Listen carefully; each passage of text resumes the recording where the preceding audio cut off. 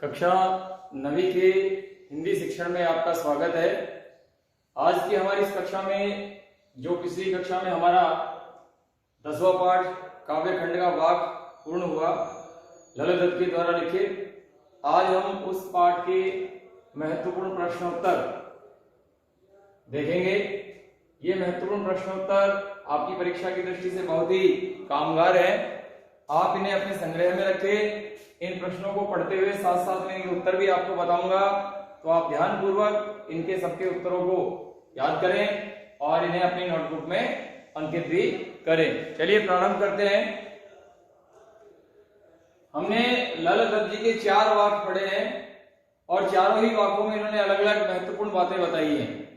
तो हम यहीं से प्रारंभ करते हैं कि प्रथम वाक्य में ललित दत्त जी ने क्या चर्चा की है। जो प्रथम वाक्य हमने पढ़ा ललित दत्त जी का, उसमें इन्होंने क्या चर्चा की है, तो हम बताते हैं आपको इसका उत्तर कि प्रथम वाक्य में ललित दत्त जी ने कहा है कि जो भी मैं ईश्वर से मिलने का या मुक्ति पाने का, मोक्ष प्राप्त करने के जो भी मैं उपाय कर रही हूँ, जो भी मैं प्रयास कर रही हूँ, सारे प्रयास मेरे इस प्रकार से विफल हो रहे हैं, व्यर्थ हो रहे हैं, जैसे कच्चे मिट्टी के सकोरे में हम जल भरते हैं और जल रिस रिस कर नीचे खाली हो जाता है। इसी प्रकार ईश्वर को, परमात्मा को प्राप्ति के जो प्रयास मैं कर रही हूँ, जो नाशवान मेरा शरीर है, कमजोर जो मेरा शरीर है, उससे मैं जो जीवन रूपी नाव को खींच रहने का प्रयास कर रही हूँ, ईश्वर को पाने का जो प्रयास कर रही हूँ, वो सारे प्रयास मेरे व्यर्थ हो रहे हैं। ये चर्चा ललित दत्त जी ने अपने प्रथम वाक्य यानी पहली वाणी, पहला कथन जो उन्होंने कहा, इसमें इन्होंने चर्चा की है।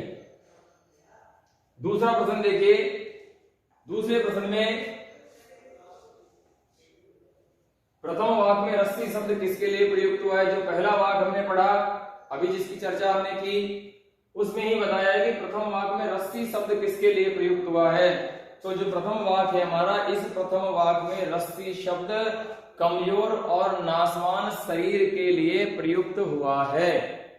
रस्सी शब्द कमजोर और नाशवान शरीर के लिए प्रयुक्त हुआ है। तीसरा प्रश्न, कवयित्री का घर जाने की चाह से क्या आशय है। तो ललित दत्त जी का घर जाने की चाह से आशय है कि मोक्ष पाना, संसार सागर से, भव सागर से पार हो जाना और ईश्वर की प्राप्ति करना ही उनकी घर जाने की इच्छा से संबंधित है। चाह का अर्थ होता है इच्छा।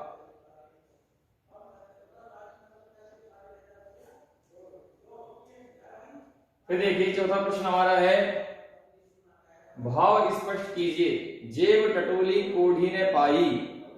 कवित्र ने कहा है कि जेब टटोली कोढ़ी ने पाई, माझी गोदों में क्या उतराई। कि मैंने जब अंत समय में ईश्वर से मेरा मिलन होने वाला था, भाव सागर से जब मुझे मुक्ति प्राप्त होने वाली थी, तो मैंने अपनी जेब टटोल कर देखी, अर्थात मैंने अपने जीवन में झांक करके देखा कि मैंने अपने पूरे जीवन में क्या क्या कार्य किए हैं, क्या क्या पुण्य कार्य किए हैं। तो मैंने देखा कि मेरी जेब बिल्कुल खाली है, अर्थात मैंने अपने जीवन में कोई भी सद्कर्म, कोई भी अच्छा कार्य, कोई भी पुण्य कार्य नहीं किया जिसे मैं ईश्वर को समर्पित कर सकूं। इसलिए कवित्री कह रही है कि जेब टटोली कोढ़ी ने पाई, अर्थात मुझे कोढ़ी का मतलब कुछ भी प्राप्त नहीं होना और मुझे कुछ भी प्राप्त नहीं हुआ। पांचवा प्रश्न देखिए।